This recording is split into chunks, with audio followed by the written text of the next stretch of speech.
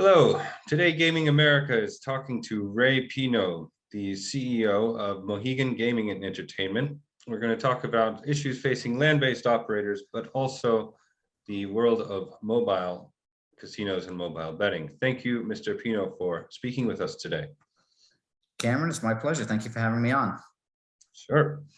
My first question is about a recent partnership you announced with FanDuel for mobile sports betting.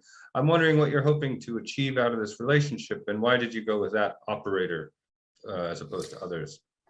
Yeah, Cameron, that's a great question. And I think that our mothership in Connecticut, really came down to looking at who was the best operator in the United States and his proven track record of being number one. And FanDuel immediately rose to the top as that operator. We thought they were the perfect partner to partner with our flagship property in Connecticut, which is a preeminent property in the Northeast, to launch digital gaming to our Connecticut guests, as well as Northeast guests who are able to visit Connecticut, because obviously you have to be within the state to be able to participate. So I think it created a very symbiotic partnership of teaming together the two preeminent names in gaming to offer a new product to our guests.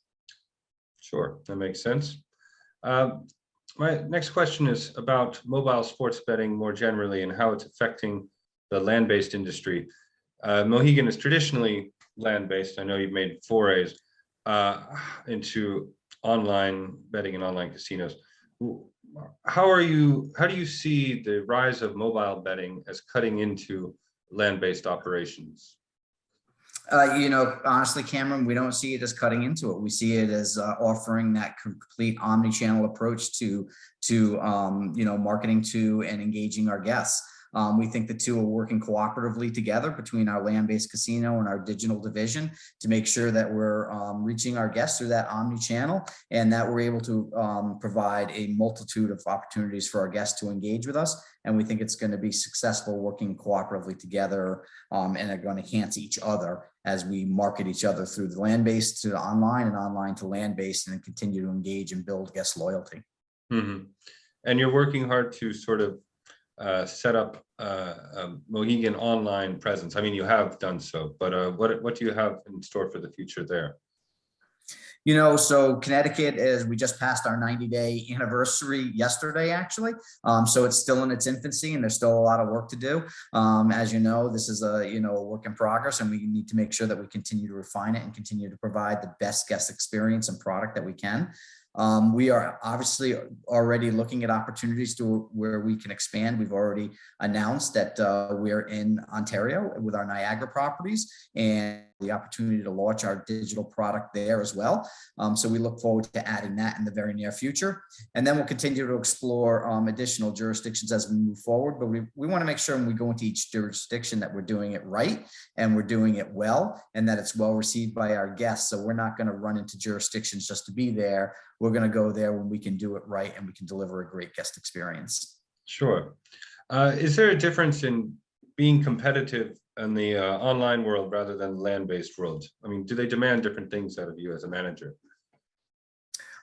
Each of the divisions, the online divisions, each of the properties has its own leader, and the digital division has its own leader. I think that when you look at the online, engaging guests is more through the social media channels, whether it be Google, Facebook, Twitter, all those various channels. Whereas the bricks and mortar, you tend to engage them more through traditional means of advertising. Although the digital channels are growing even more with the land-based. So again, there's symbiotic relationships there. And we do use our land-based advertising and marketing materials to promote our digital website. So we're actually combining the two. And while, a predominant number of guests from digital come from a different media than perhaps the land-based do, we think we can use both to attract guests to engage the customers more. Sure. Pivoting a little bit. 2 weeks ago, New York State legalized mobile betting. There are talks from New York that they're going to legalize online casinos as well.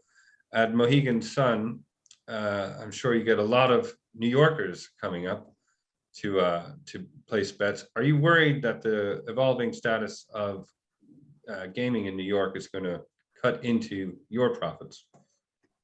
I'm not. I'm not, because we've been in a competitive environment. We know how to operate in a competitive environment.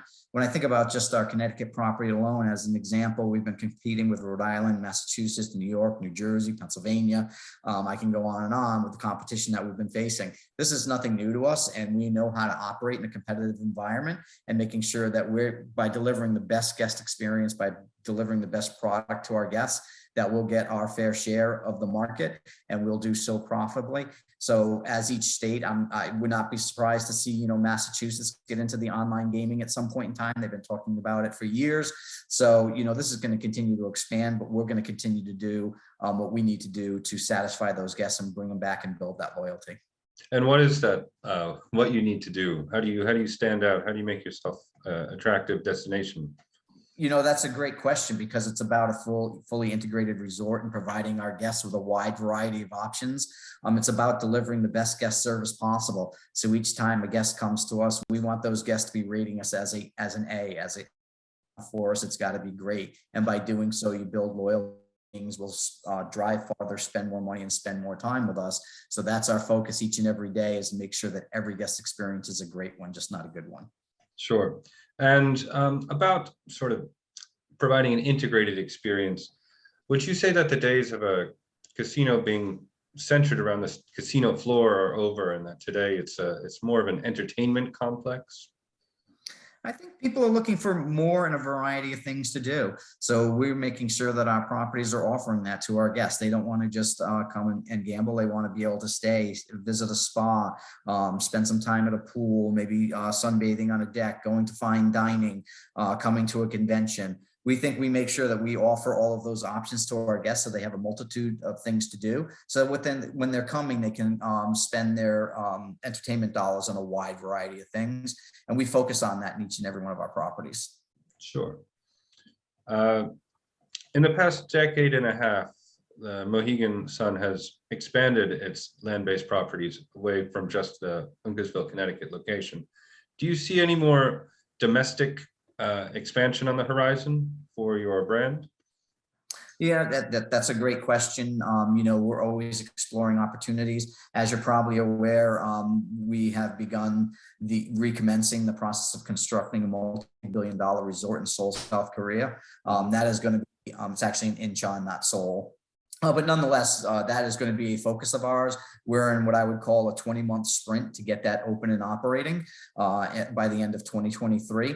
But we continue to look at opportunities. We get approached by potential partners all the time, and we have a group that actually looks at opportunity. We always take the opportunity to look something that's right for us for 13 generations to come. We're not looking for a quick hit that's going to mean something to us for a year or two, but something that's going to be with the organization for a long time, for generations to come, to sustain the tribe. Sure. And what about that the Incheon location?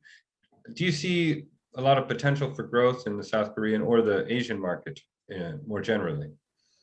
So Korea itself and Asia in general is the most underserved market. When you look at the per person and number of gaming positions that are available, Asia is by far the lowest served market in the world. We're excited to be entering the Korean market.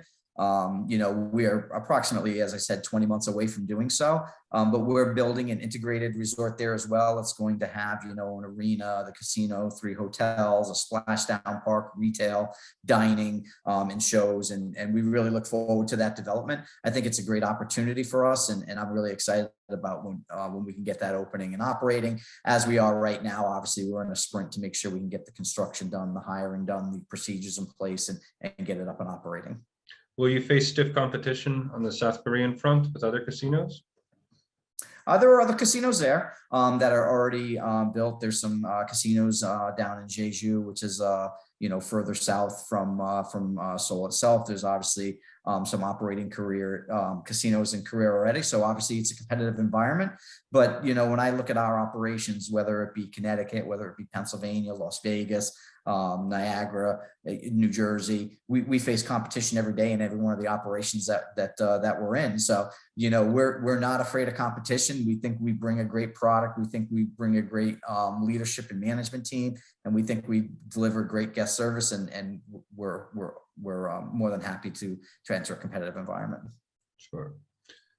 Pivoting again, how can tribal entities address changes of sort of the pie getting bigger as more states allow mobile betting and online casinos? How can tribes retain revenue without commercial operators cutting into their profits too much?